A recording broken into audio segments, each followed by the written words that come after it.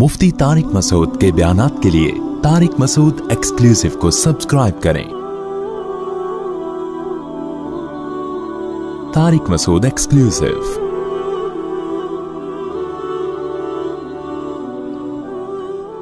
एतकाफ़ के हवाले से कुछ फ़ज़ाइल और मसाइल आपके सामने पेश करने हैं, क्योंकि बहुत से लोग एतकाफ़ में बैठ चुके हैं और बहुत से हो सकता है बैठने की तैयारी कर रहे हों। एतकाफ़ वो अमल है जो रसूलुल्लाह सल्लल्लाहु अलैहि वसल्लम ने पाबंदी से फ़रमाया। जब आप सल्लल्लाहु अलैहि वसल्लम का आखिरी वक्त था, उम्र का आखिरी हिस्सा था, तो उसमें आप सल्लल्लाहु अलैहि वसल्लम पाबंदी से एतकाफ़ फ़रमाया करते थे। दुनिया की हर कौम में एतकाफ़ की इबादत रही है। जो बुत परस्त लोग होते थे वो फ़नज़ल्लु लहा आकिफ़ीन, कुरान कहता है कि वो भी बुतों के सामने जो है वो अदब से और उस ख़ास किस्म की हैत बना के बैठ जाया करते थे। तो जब इस्लाम दुनिया में आया तो इस्लाम ने हमें बताया कि हमने अगर इबादत के लिए अपने आप को बाउंड करना है तो हम सिर्फ़ अल्लाह के लिए कर सकते हैं अपने आप को बाउंड, और वो भी मस्जिद के अंदर। तो नबी सल्लल्लाहु अलैहि वसल्लम ने मस्जिद में एतकाफ़ फरमाया। उस वक्त से लेकर आज तक उम्मत आप सल्लल्लाहु अलैहि वसल्लम के इस अमल को फ़ॉलो कर रही है। इसकी फ़जीलत क्या है? रसूलुल्लाह सल्लल्लाहु अलैहि वसल्लम ने फरमाया, एक दिन का एतकाफ़, बशर्ते के इखलास के साथ हो, एक दिन का एतकाफ़ आपने फरमाया इंसान को जहन्नम की आग से ऐसे दूर कर देता है जैसे ज़मीन और आसमान का जैसे फासला है। तो इस इबादत का बुनियादी मकसद ये है कि इंसान पूरे साल दुनिया के कामों में मशगूल रहता है, वो साल में कुछ दिन अल्लाह के लिए निकाले। जैसे कोई शख्स हिजरत करता है, अल्लाह के लिए अपने घर बार को छोड़ता है, तो मोतकिफ़ भी एक नौइयत की हिजरत करता है। वो अपने बीवी बच्चों को, अपने अहल वयाल को, अपने रिश्तेदारों को छोड़ छाड़ के अल्लाह की घर में और मस्जिद में आके वो पड़ जाता है। तो अल्लाह को ये अमल बहुत महबूब लगता है कि इतनी मसरूफ़ियतों में जब लोग दुनिया की गहमा गहमियों में मुब्तला हैं, कोई शख्स मेरी खातिर सब कुछ छोड़ छाड़ के मेरे घर में आके पड़ जाता है कि अल्लाह जब तक तू मुझे माफ़ नहीं करेगा, जब तक तू मुझे सीधे रास्ते पे चलने की तौफीक नहीं अता फरमाएगा, गोया मैं तेरा दर छोड़ूंगा नहीं। तो अल्लाह को ये अमल बहुत महबूब है, और पिछली उम्मतों में भी किसी न किसी दर्जे में ये अमल मुख्तलिफ़ शक्लों में मशरू रहा है। आप सल्लल्लाहु अलैहि वसल्लम ने इसकी फ़जीलत भी बयान की, और फ़ुक़हा कराम ने कुरान और सुन्नत ही से एतकाफ़ के मसाइल भी निकाले। तो एतकाफ़ की सबसे बड़ी फ़जीलत क्या है? एक तो वो फ़जीलत कि जो हदीस में बयान की कि मशरिक़ और मग़रिब में जो फ़ासला और आसमान और ज़मीन में जो फ़ासला है, इतना अल्लाह ताला जहन्नम की आग से इंसान को दूर कर देते हैं। दूसरी फ़जीलत एतकाफ़ की कि इसमें हम आप सल्लल्लाहु अलैहि वसल्लम की एक सुन्नत को फ़ॉलो कर रहे होते हैं। जो काम नबी ने किया हम वो कर रहे होते हैं। और कुरान कहता है, लक़द कान लकुम फ़ी रसूलिल्लाहि उस्वतुन हसना, तुम्हारे लिए मोहम्मद सल्लल्लाहु अलैहि वसल्लम के अमल में उसवा-ए हसना, एक अच्छा नमूना है। जैसे उन्होंने ज़िंदगी गुजारी तुम भी ऐसा करो। तो नबी सल्लल्लाहु अलैहि वसल्लम की सुन्नत इससे ज़िंदा होती है। दूसरी फ़जीलत। तीसरा फ़ायदा एतकाफ़ में क्या होता है कि आप 10 दिन जब मस्जिद के माहौल में गुजारते हैं, मस्जिद की एक रूहानियत होती है, मस्जिद गुनाहों से पाक जगह है, तो उस कुछ भी ना करें, उस रूहानियत के असरात आपके दिल के अंदर जज्ब होते हैं, लाशऊरी तौर पर आपका दिल अंदर से तब्दील होता है। ये एतकाफ़ का तीसरा फ़ायदा। चौथा फ़ायदा, आपको 10 दिनों तक बाजमात नमाज़ पढ़ने की तौफ़ीक़ मिलती है, आपको मस्जिद में इबादत की तौफ़ीक़ मिलती है, फ़ारिग़ उलमा के बयानात सुनने की आपको तौफ़ीक़ मिलती है। ये एक बहुत बड़ा फ़ायदा है एतकाफ़ का। और सबसे बड़ा फ़ायदा क्या, जो हदीस में भी मनक़ूल है, और आप सल्लल्लाहु अलैहि वसल्लम ने एतकाफ़ की मशरूइयत की एक वजह ये भी बयान की है कि इससे इंसान को लैलतुल क़द्र नसीब होती है। आप सल्लल्लाहु अलैहि वसल्लम लैलतुल क़द्र की रात की तलाश में भी एतकाफ़ फरमाया करते थे। 10 दिनों के लिए मस्जिद में आके बैठ जाया करते थे। तो मोतकिफ़ को यकीनी तौर पर लैलतुल क़द्र की रात मिलती है। बिलफ़र्ज़ अगर वो सोते हुए में भी लैलतुल क़द्र की रात गुज़र जाए और उससे इबादत ना हो सके, तो कम से कम एतकाफ़ वाली इबादत तो उसको लैलतुल क़द्र में मिलेगी। वो क़यामत के दिन ये तो कह सकता है, ए अल्लाह लैलतुल क़द्र की रात में मैंने कोई इबादत नहीं की, लेकिन एतकाफ़ वाली इबादत मुझसे हुई है, इसलिए कि मैं मस्जिद के अंदर मौजूद था। तो एतकाफ़ वाले हज़रात को चाहिए कि एतकाफ़ में अगर आप कुछ नहीं भी करते, सिर्फ़ फ़र्ज़ नमाज पर इक्तिफ़ा करते हैं, तो आपको एतकाफ़ का फिर भी सवाब मिलेगा। लेकिन ये जब अल्लाह की तरफ से इतना बेहतरीन पैकेज आपको मिला हुआ है, आप फ़ारिग़ भी हैं, रमज़ान का आखिरी अशरा भी है, अपने आप को आपने बाउंड किया हुआ है मस्जिद में, तो सो के ये वक्त गुजार देना ये बहुत बड़े अजर से महरूमी का ज़रिया है। इसलिए मोतकिफ़ को अपना वक्त زیادہ سے زیادہ عبادت میں، تلاوت میں، نماز میں، دعاؤں میں لگانا چاہیے۔ اعتکاف میں انسان کی دعائیں بہت قبول ہوتی ہیں، تو رات کا آخری حصہ بھی ہو اور رمضان کا آخری عشرہ بھی ہو اور اعتکاف کی حالت بھی ہو، تو اتنے یعنی دعا کی قبولیت کا اس سے بڑا سبب کوئی ہو نہیں سکتا۔ تو معتکفین حضرات کو راتوں کے آخری حصے میں دعاؤں کا بہت زیادہ اہتمام کرنا چاہیے، اور معتکف کو چاہیے کہ رمضان کا یہ جو آخری عشرہ آپ نے اعتکاف کے لیے سلیکٹ کیا ہے، تو اس میں صرف اعتکاف برائے اعتکاف نہ ہو، بلکہ یہ ایک ورکشاپ ہونی چاہیے جس میں آپ یہ نیت کریں کہ میں جب مسجد سے نکلوں گا تو میں مکمل چینج ہو چکا ہوں گا۔ اگر آپ کی داڑھی نہیں ہے، آپ اعتکاف میں نیت کریں میں داڑھی کٹانے سے توبہ کروں گا۔ اگر آپ سود کھاتے ہیں، آپ نیت کریں میں 10 دن ایسے گزاروں گا کہ جب میں باہر نکلوں تو میں سود سے توبہ کر چکا ہوں۔ اگر بد نظری کی عادت ہے، آپ 10 دن اعتکاف میں اللہ سے دعا مانگیں کہ مجھ سے بد نظری چھوٹ جائے، اور یہ نیت کریں کہ میں اعتکاف میں نکلنے سے پہلے اعتکاف سے نکلنے سے پہلے اس لعنت سے توبہ کر چکا ہوں گا۔ اگر آپ کو دھوکہ دینے کی عادت ہے، بد اخلاقی کی عادت ہے، ماں باپ کا دل دکھانے کی عادت ہے، بیوی کا حقوق نہیں ادا کر رہے، بچوں کے ساتھ رحمت والا معاملہ نہیں کر رہے، اخلاق خراب ہے آپ کے، ان تمام بیماریوں سے اور ان تمام گناہوں سے توبہ کا فیصلہ کریں۔ بلکہ میں تو یہاں تک معتکفین کو کہتا ہوں، جو میں نے علماء سے سنا ہے، کہ اعتکاف میں جس دن بیٹھیں سب سے پہلا کام آپ یہ کریں کہ اپنے گناہوں کی ایک لسٹ بنا لیں کہ بھئی میرے اندر یہ گناہ ہے، نماز قضا کر دیتا ہوں، میں شراب پیتا ہوں، میں بد نظری کرتا ہوں، یا میں اللہ نہ کرے اور کوئی بڑا جرم کر رہا ہوں، تو سارے جرائم کی لسٹ بنائیں، اور پھر آپ یہ نیت کریں اور وہ پرچی اللہ کے سامنے دعا میں رکھا کریں، اللہ یہ میرے جرائم ہیں تو مجھے ان سے توبہ کرنے کی توفیق دے دے، تو پھر وہ اعتکاف حقیقت میں آپ کا اعتکاف بنے گا۔ اور میں نے اپنی زندگی میں دیکھا ہے کہ جنہوں نے صحیح طرح سے اعتکاف کیا ان کی زندگیاں ہمیشہ کے لیے تبدیل ہو گئیں۔ اکثر توبہ کرنے والے وہ ہوتے ہیں جو اعتکاف میں جا کر ان کو توبہ کی توفیق ملتی ہے۔ تو یہ بہت بڑی عبادت ہے، اس کا اہتمام کرنا چاہیے۔ دوسری بات، پہلے دن سے اپنا عبادت کا کوئی اسکیجول بنا لینا چاہیے۔ ایسا نہ ہو کہ آپ آ کے بیٹھ گئے، اب سوچنے میں 3 دن گزار دیں گے کہ آپ نے کرنا کیا ہے۔ تو اپنا ایک اسکیجول بنائے کہ بھئی تہجد کتنی، تراویح کی تو پابندی کرنی ہے، تہجد کتنی پڑھنی ہے اور کتنے پارے اس میں پڑھنے ہیں، یا کتنی مقدار میں تلاوت اس میں کرنی ہے، تسبیحات کتنی کرنی ہے، کون سی کرنی ہے، دعا کس وقت مانگنی ہے، کتنی دیر مانگنی ہے، یہ پورا ایک اسکیجول پہلے سے ہونا چاہیے آپ کا۔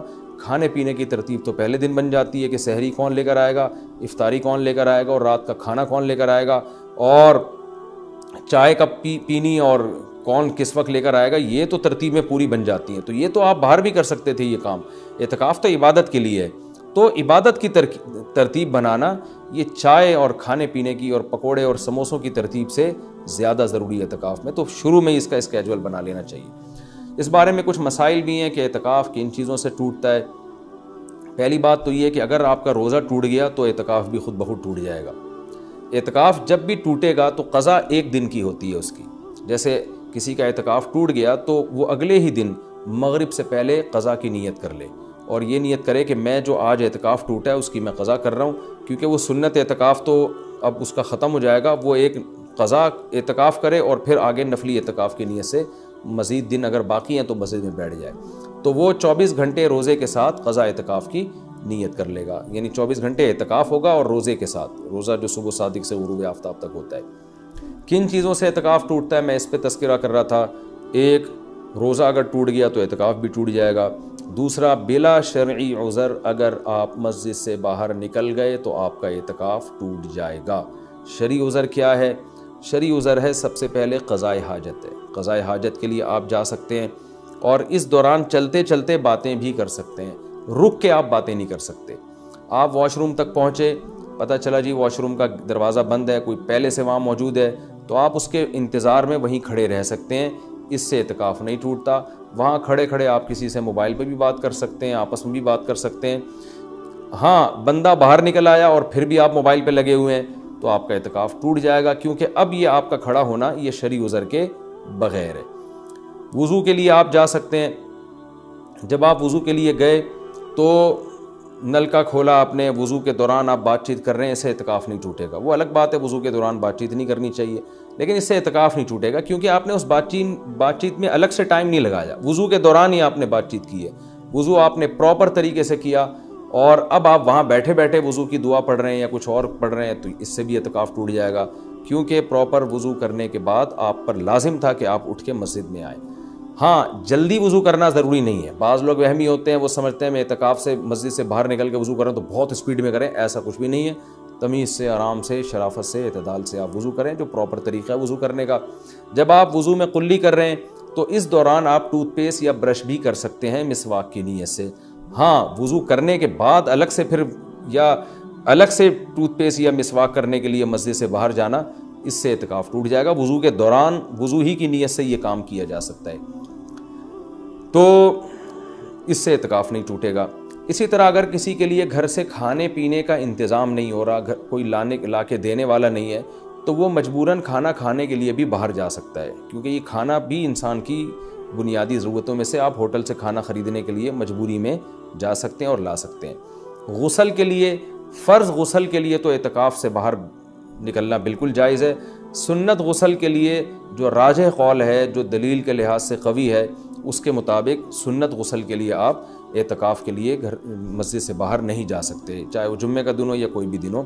راجح قول بہرحال جمہور کا قول یہی ہے، اگرچہ کچھ علماء دوسرے قول کے بھی قائل ہیں، لیکن جو راجح قول ہے، جو جمہور کا قول ہے، جس پہ فتویٰ اب تک دیا جاتا رہا ہے، وہ یہی ہے کہ آپ غسل نہیں کر سکتے۔ ہاں یہ ضرور ہے کہ اگر آپ واش روم میں گئے اور وہاں کوئی غسل کا بھی انتظام ہے، جیسے اٹیچ باتھ روم ہوتے ہیں، تو جتنی دیر میں وضو کرنے میں ٹائم لگتا ہے اتنی دیر میں آپ اگر غسل کر لیتے ہیں تو آپ کا اعتکاف نہیں ٹوٹے گا۔ اور ظاہر ہے یہ جب ہی ہوگا جب بغیر صابن کے آپ غسل کریں، جلدی جلدی کپڑے اتار کے بس پانی بہائیں، جتنی دیر میں وضو کرتے ہیں اتنی دیر میں، تو وضو ہی کی نیت سے آپ غسل بھی کر لیں تو پھر اعتکاف نہیں ٹوٹے گا، لیکن اگر آپ نے ٹائم لگا لیا تو ٹوٹ جائے گا۔ گرمیوں میں بہت بڑی پرابلم ہو جاتی ہے، پسینے کی بدبو لوگوں میں آ رہی ہوتی ہے، تو ایسے موقع پر اگر کوئی مسجد میں ایسا انتظام کر لیا جائے کہ مسجد ہی میں کوئی ایسا ٹب ہو جہاں بیٹھ کے کوئی نہا لے اور مسجد گندی نہ ہو، تو اس کی بھی گنجائش ہے۔ یا صرف سر دھو لے، اور سر تو دھویا جا سکتا ہے، آپ مسجد سے سر تھوڑا سا باہر کریں اور پھر کوئی شخص پانی ڈال کے یا خود ہی آپ پانی ڈال کے اپنے سر کو دھو لیں صابن سے، تو یہ بھی جائز ہے۔ پاؤں آپ کے مسجد کے اندر رہنے چاہیے، پاؤں اگر مسجد سے باہر نکل گئے تو اعتکاف ٹوٹے گا، پاؤں اگر مسجد کے اندر ہیں تو اعتکاف نہیں ٹوٹتا۔ یہ بھی اعتکاف کے کچھ بیسک مسائل تھے۔ اعتکاف کے دوران آپ کسی کے جنازے میں جانے کے لیے مسجد سے باہر جائیں گے، اعتکاف ٹوٹ جائے گا۔ کسی کی عیادت کے لیے مسجد سے باہر نکلیں گے، اعتکاف ٹوٹ جائے گا۔ لوگ کر رہے ہوتے ہیں یہ کام، جی وہ اللہ معاف فرمائے نانی کا انتقال ہو گیا، چاچا کا انتقال ہو گیا تو ہم جا رہے ہیں، تو بھائی نہیں جا سکتے آپ۔ جس کا بھی انتقال ہو گیا اس کے لیے یہیں بیٹھ کے آپ دعائے مغفرت کریں، اور ان کا جنازہ اگر وہیں آ جاتا ہے تو مسجد کے اندر بعض جگہوں پہ صفیں بنتی ہیں، جنازہ باہر رکھا جاتا ہے تو ٹھیک ہے، مسجد سے باہر آپ نہیں جا سکتے۔ اسی طرح ایک اور بھی گنجائش ہے کہ اگر کسی کو اعتکاف کے دوران پہلے سے پتہ ہے کہ مجھے کسی ضروری کام سے جانا پڑے گا، تو وہ مستثنیٰ بھی کر سکتا ہے۔ یعنی اعتکاف میں بیٹھنے سے پہلے وہ یہ نیت کر لے کہ فلاں دن اتنے ٹائم تک کا جو وقت ہے میں اعتکاف سے خارج کر رہا ہوں، تو وہ فلاں دن جب آئے گا تو وہ مخصوص ٹائم اس کا اعتکاف میں داخل ہی نہیں ہوگا، تو اس دوران وہ مسجد سے باہر جا سکے گا، اس کا اعتکاف نہیں ٹوٹے گا۔ یا وہ یہ کہہ لے کہ جیسے کسی نے پیپر دینا ہے تو وہ یہ نیت کر رہے کہ بھائی میں اعتکاف میں تو بیٹھ رہا ہوں، لیکن میرا ایم اے اسلامیات کا یا میرا اکنامکس کا پیپر ہے، تو میں جب پیپر کا ٹائم ہوگا تو میں جاؤں گا پیپر دینے کے لیے، اور پیپر دے کے فوراً واپس آ جاؤں گا۔ تو پہلے سے جو نیت کر لے گا تو اس میں وہ ٹائم اعتکاف میں داخل ہی نہیں ہوگا، اور اس عمل کی وجہ سے اس کا اعتکاف ٹوٹے گا نہیں۔ البتہ سنت بہرحال یہی ہے کہ پراپر 10 دن تک مسلسل اعتکاف کیا جائے۔ تو یہ کچھ موٹے موٹے مسائل تھے اعتکاف کے۔ اور رمضان میں روزے کی حالت میں سرما لگانے سے، کان میں آنکھ میں دوا ڈالنے سے روزہ بھی نہیں ٹوٹتا، اعتکاف بھی نہیں ٹوٹتا۔ خوشبو لگانے سے نہ روزہ ٹوٹتا ہے نہ اعتکاف ٹوٹتا ہے۔ باتیں کرنے سے بھی نہ روزہ ٹوٹتا ہے نہ اعتکاف ٹوٹتا ہے، لیکن اعتکاف میں زیادہ باتیں نہیں کرنی چاہیے، عمل کو زیادہ فوکس کرنا چاہیے۔ اور اگر کوئی گپ شپ لگاتا بھی اعتکاف میں تو اس سے کچھ نہیں ہوتا، لیکن اعتدال سے مسجد کے آداب کا خیال کرتے ہوئے۔ تو اعتدال سے اگر کوئی مسجد میں رہے اور مسجد کے آداب کا خیال کر کے بات چیت بھی اعتکاف کے دوران کرتا ہے تو یہ ناجائز عمل نہیں ہے۔ ایک بات جو آخری بات، اعتکاف میں موبائل کا استعمال کم کریں اور اس کو مثبت ایکٹیویٹیز کے لیے محدود کر دیں۔ فون پہ باتیں کرتے رہنا، ویڈیوز دیکھتے رہنا فیس بک کی، یہ تو سارا ٹائم آپ کا فیس بک برباد کر دے گا۔ کوئی کام کی علمی بحث دیکھنی ہو تو ایک الگ بات ہے، لیکن ویڈیو گیم اور ان چیزوں میں اعتکاف کو برباد کرنا یہ بہت بڑی محرومی کی بات ہے۔ اللہ تعالیٰ سے دعا ہے کہ اس رمضان کے اس عشرے کو اللہ ہم سب کے لیے رحمت بنائے، اور اعتکاف میں خاص طور پر اس وبا کے بارے میں، اس وبا کے لیے سب مل کے دعا کریں۔ معتکفین حضرات سے خاص طور پہ گزارش ہے، کیونکہ ان کی دعاؤں کی قبولیت کا امکان زیادہ ہے۔ یہ جو کرونا کی وبا انڈیا میں پھیلی ہوئی ہے، پوری دنیا کو اپنے لپیٹ میں لیا ہوا ہے، لاکھوں لوگ لقمہ اجل بن گئے، پتہ نہیں کتنوں کی موت اور مقدر ہے۔ تو گڑ گڑا کے معتکفین حضرات سے گزارش ہے کہ اس رات اللہ سے دعا مانگے، خاص طور پہ ختم قرآن کے موقع پر خوب اللہ سے دعا مانگیں کہ اللہ اس وبا کو انسانیت سے دور کر دے، اور اس وبا سے ہونے والی تباہی سے اللہ ہم سب کو بچا لے۔ ہم کمزور ہیں اور ہمارے ایمان بھی کمزور، ہمارے جسم بھی کمزور، تو ہم صبر والی زندگی نہیں مانگتے کہ آزمائشیں آئیں اور صبر کریں، بلکہ ہم اللہ سے شکر والی زندگی مانگتے ہیں۔ اللہ تو ہمیں نعمتیں دے اور شکر کی توفیق دے۔ ہاں اگر کوئی مصیبت مقدر میں ہے ہی تو اللہ ہمیں صبر کی توفیق دے، لیکن اللہ ہم سے مصیبتوں کو دور کر لے۔ تو اس وبا کے لیے خاص طور پر دعا مانگنی چاہیے سب کو مل کے کہ انڈیا میں جو حالات ہیں، اللہ ان حالات سے انڈیا کے مسلمانوں کو اور وہاں کے دوسرے انسانوں کو، جو بھی لوگ وہاں بستے ہیں، سب لوگوں کو اللہ محفوظ رکھے اور پوری دنیا کو اس وبا سے اللہ تعالیٰ بچائے۔ شاید اللہ معتکفین کی دعا کی برکت سے اس آئے ہوئے عذاب کو انسانیت سے ٹال دے۔ اللہ تعالیٰ ہم سب کو سمجھنے کی، عمل کرنے کی توفیق عطا فرمائے۔